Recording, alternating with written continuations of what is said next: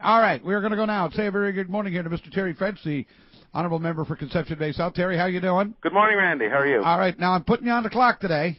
On the clock? But I thought there was a ministerial piece and a yeah, well, you're not doing the ministerial piece this morning. And you're not going to let me? No, you're going to do your district piece. So I got to ask you the question, obviously. Terry, really, you can understand, can't you, why people are a little cynical when they hear all of these announcements coming so late into what I'll call the election season? But, Randy, when is the appropriate time to Last stop? April. But, I mean, you got to run we're a government. Premier said this money was in the budget, so last April would have been the appropriate time. Yeah, but we were still trying to line up funding, different places for funding. I mean, we announced yesterday, for my department in particular, tourism, culture, and recreation, every piece of it benefited yesterday. And, it was all about bringing different funding partners together. It was about the municipalities coming on board. It was about the federal government coming on board for some of them yesterday.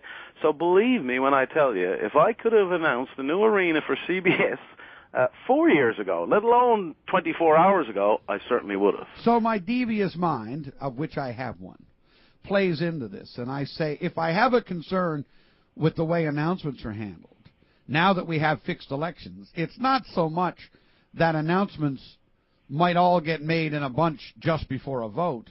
It's that announcements which could have been made, maybe like your arena last April or the April before, maybe they should be half built by now, that they perhaps get held because it's deemed as an advantage to be able to announce that going into a vote.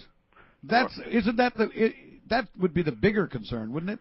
Randy, you're a politician like myself, and like all of us, there's one characteristic we have that maybe some others don't, and that is if we got good news for the people we represent, we got an awful job to sit on it. And let me tell you, if I had known that I had an arena a year ago, I'd have never been able to sit on it for a year. So I got to ask, and I'm asking, I got to ask you this then. What's the Premier saying? Because the Premier is saying that all that got announced yesterday, like your arena, was in the budget. But your arena wasn't in the budget. No, but the money for Municipal Capital Works was in the budget. So we announced the big picture stuff, and then over the next number of months, we try to bring the funding partners together with government's priorities, the municipalities' priorities. In some cases, as was yesterday, things that the federal government programs can pick up a third of the cost, as was the convention center and the colonial building was a bit more. But like yesterday, we had to bring together the province, the federal government, the city of St. John's, and the convention center, which is a brilliant move. It's going to bring millions and millions of dollars to the city and the province as a whole, because there's a number, like 48% of the people that come here for the convention business stay and explore the province. And, I couldn't tell you the number of people I've ran into in Central and on the West Coast this past summer who had been here for a convention and were staying over for the extra 7 or 8 days and explore the province. So, this is a milestone investment. And, you get Hospitality Newfoundland and Labrador. You got the Cultural Industries Association, ACI, endorsing the Colonial Building yesterday. Another an icon in the province. By the way, what are we doing with the Colonial Building? We are updating it, restoring it back to its original grandeur of 1850. And just to give you a quick thing on that, we had somebody here a few years ago as a government looking at the building, and I think they were from out of the country, actually. And then the person that was giving him the tour said to him, listen, he said, quite a building for Newfoundland and Labrador in 1850. And they were a historical architect, I believe, was their job. And they looked around, they said, this building was quite a building for North America in 1850. And Randy, if the colonial building was anywhere else in the world, there'd be flags hung off it and there'd be guided tours. And so that's where we want to take it. And that's a good move. Yeah, and it is so. And as for the arena piece, yesterday, Randy, because of the belief in the Premier that people be physically active, and Premier Dunnerdale really stepped to the plate with me and for me on this.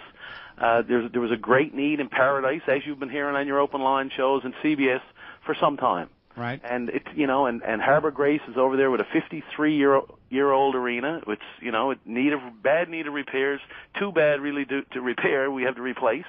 And, of course, Marystown. And you go to any one of these communities today and talk to any of the people that are involved in in physical activity or swimming or hockey or figure skating or recreation hockey, and I can tell you that they're not too upset today because we announced that money.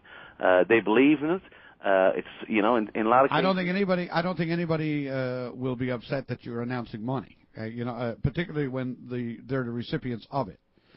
I wonder, though, do these kind of announcements coming at the tail end of a term and going into an election, do they not lead to even greater cynicism amongst an electorate that is already holding such a negative view of our political process?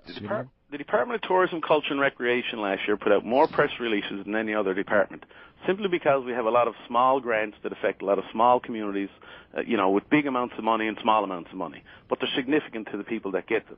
Now, if you went back and looked at my press releases for this department over the last year and compared them to this year, I would think, and I haven't counted them, believe me, I have no idea, but I would think that they're very much on par with last year. So there's hardly a case of this department or this government loading up in the tail end. But, you got to have a cutoff. The Premier decided that yesterday was the cutoff, and government decided. So yesterday it was. But so, Randy, we can't stop governing or letting people know how we're going to spend their money. I mean, this has got to continue. So the cutoff, really, when you look at it at this point, let's say for this time, it's 5 weeks ahead of the vote. Mm-hmm. Is that an appropriate time for the cutoff? I believe 5 weeks. Because God love. I'd have to ponder it. I don't know. God love Minister Marshall, but his speech goes now for an hour, or a little bit better probably during the budget speech, and there's no way you can work out all the details. For example, municipal capital works, as you'd be aware of.